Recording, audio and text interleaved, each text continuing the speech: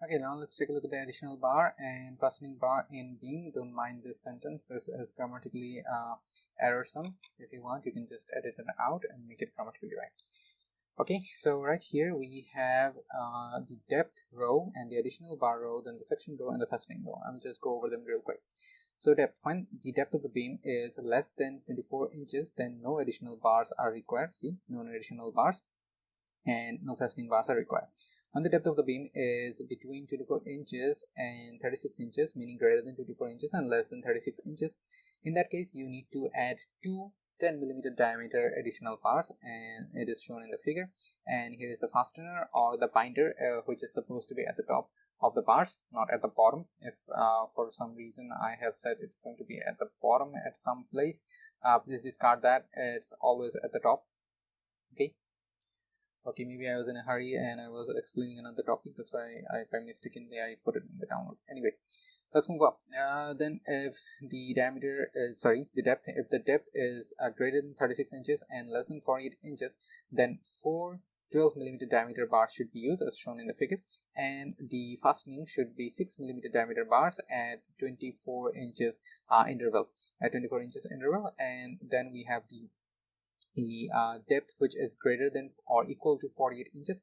In that case, n number of 12 millimeter diameter bars should be used, and the fastening is saying 6 millimeter diameter bars at 24 inches interval. So if you come here and of stirrups, you can see that here are the fastening bars or the binder bars. There you go, fastening bars or the binder bars as we know it, and they're at 24 inches interval and they're of 6 millimeter diameter.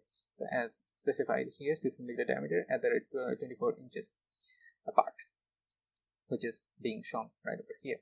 Then we have the main bar here. This is the main bar, and we have covered the fastening bar. Additional bar, this is the additional bar. The additional bars are held up by the fastening bars or the binder bars, or which one we called the binder bars. Previously, when we were doing the beam drilling, we called them binder bars, but the proper name is fastening bars. Then we have the stirrups. We also know the stirrups, and here it says end hooks of stirrups are located alternately at top corner bar of the section.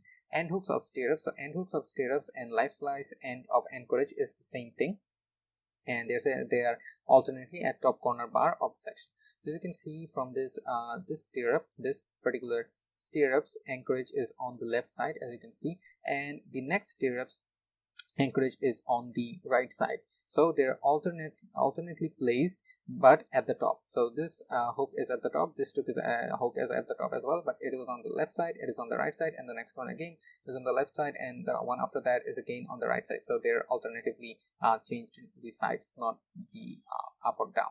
They're always going to be at the upward. Okay, after that, confinement requirements of column at joints for earthquake loading. So if there are confinement requirements for column at the joints for the purpose of earthquake loading, they should be shown in the column schedule drawing sheet. Okay, so they will be shown in this column schedule drawing sheet. There will be no general notes about them, so they should be here in great detail. Okay, so let's leave it at that. We're going to continue on from here in the next video.